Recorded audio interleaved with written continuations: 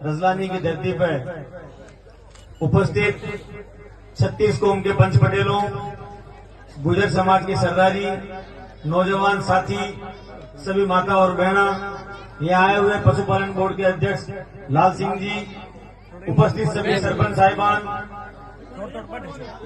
भाइयों बहनों और आप सबके दर्शन करने का मौका देने वाला मेरा छोटा भाई, आपका लाडला सरपंच, और जो सिर्फ जोधपुर जिले नहीं, नागौर नहीं, बल्कि पूरे राजस्थान के अंदर जिसकी कार्यशैली की एक छाप है, आपके रत्नानी का लाल पारस गुजर। और आज जो ये कार्यक्रम रखा गया, मेरा राम जी के पीएचडी विभाग से 40 साल तक आप लोगों की सेवा करने के बाद राजकीय सेवा से सेवानिवृत्ति लेकर अपने सामाजिक रूप से आपकी सेवा करने की जिम्मेदारी आज हम सब देने के लिए यहाँ पर इकट्ठे हुए हैं।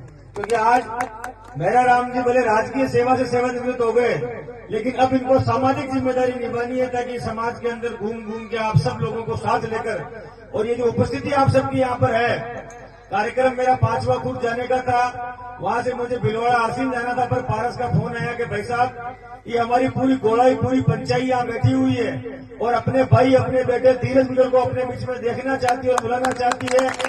और मैं सरपंच हमारे देवकन जी के साथ में आपके बीच में उपस्थित हुआ। मैं आपको एक बात कह सकता हूँ कि आपके और मेरे बीच में 2 रिश्ते हैं।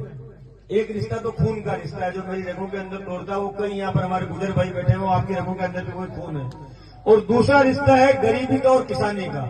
ये धीरज गुजर राजस्थान के अंदर जहां कहीं मैं जाता हूं या हिंदुस्तान के किसी भी कोने के अंदर जाता हूं, तो मैं एक बात जरूर याद रखता हूं कि मेरा जीवन गरीब को, किसान को और गांव को समर्पित है। मेरा जीवन उस कमजोर व्यक्ति को समर्पित है जिसकी कोई सुनवाई नहीं करता, उसकी लड़ाई मुझे लड़नी है।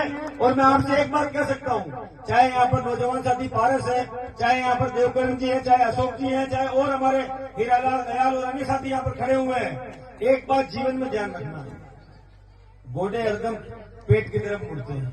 अगर आपके व्यक्ति को, इसमें जाति जरूरी नहीं है, जो आपकी तकलीफ में आपके साथ खड़ा हो, जिसको आपके दर्द का एहसास हो, जो आपकी लड़ाई लड़ सकता है, अगर आप उसको ताकत देंगे तो वो आपकी सेवा करेगा। लेकिन एक बात जरूर ध्यान रखना, पहचान आपको करनी पड़ेगी। कई रंगे सियार भी घूमते रहते हैं जो वोट आपके ले जाते हैं, और वोट लेने के बाद जब मौका आता है उस वोट का मोल चुकाने का, तब वो गायब हो जाते हैं, छुप जाते हैं। इस बात को आपको पहचानना पड़ेगा, सच्चे और अच्छे व्यक्ति का साथ देना पड़ेगा, और सिर्फ राजनीतिक रिश्ता मत रखो।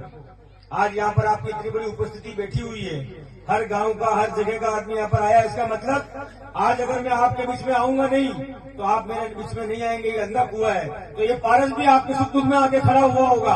आज यहाँ पर इसको आशीर्वाद देने के लिए आया हो, तो इसकी जिम्मेदारी बढ़ जाती है कि जब कभी आपके घर में कोई काम हो तो वहाँ एक नेता बन के नहीं, युवा नेता बन के नहीं, बल्कि आपका भाई और बेटा बन के आपके बीच में आके खड़ा हो और आपकी तकलीफ के अंदर काम आए। मैं तो आपको एक वादा कर सकता हूँ, रहता भले आपका बेटा धीरज गुजर भिलवाड़ा के अंदर है, लेकिन धीरज गुजर का घर, धीरज गुजर का जीवन, धीरज गुजर की राजनीति और धीरज गुजर की सेवा आप लोगों की और ताकत आप लोगों के काम की है। जब कभी आप मुझे याद करोगे, ये सिर्फ मेरा भाषण नहीं है, अगर आपकी लड़ाई लड़नी होगी, हमारे पास कलम होगी तो कलम से आपका भला करेंगे, और कलम नहीं भी होगी तो सड़कों पे आपके साथ लड़ाई लड़ेंगे और आपके साथ आपका भला करने का काम करेंगे। इतनी बड़ी संख्या में आप यहाँ बैठे हुए हो, बस मैं यही कहना चाहता हूँ। बहुत से लोग कहते हैं कि कुरीतियां छोड़ दो, मैं ये कभी नहीं कहता हूँ।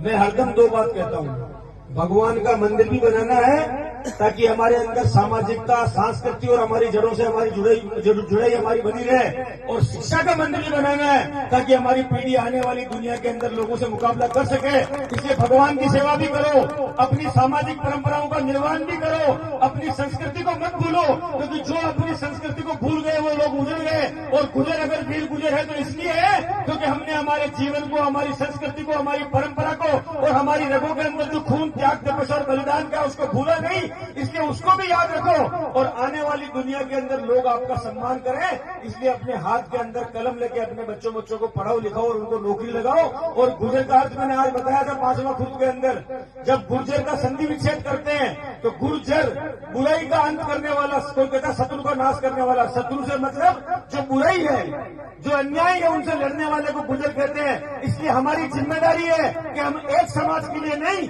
36 इस कौम का काम करे, सबको साथ लेकर चले और सबकी सेवा करे। यही बात मैं आपके बीच में कहने के लिए आया हूँ। आज आपने मुझे बुलाया है, मैं भी आपको कह रहा हूँ कि जब कभी भिलवाड़ा हो, आप लोग आपके धीरज के घर पे आना, हमारे बीच में बैठना, और जब कभी आपके काम पड़े, मैं आपको विश्वास दिलाता हूँ कि आपके बीच में आऊंगा। एक बात याद रखना, हथेली में सरसों पैदा नहीं होती है। अपने बेटे को ताकत देने के लिए, उसकी जमीन को मजबूत करने के लिए हमको उसको खाद देना पड़ेगा, पानी देना पड़ेगा, और उस पौधे को पेड़ बनाना पड़ेगा ताकि उसके फल आप सब लोग खा सको। आप समझदार हो, एक रहो, आगे बढ़ो और छा जाओ और छाए रहो। राम राम साहब।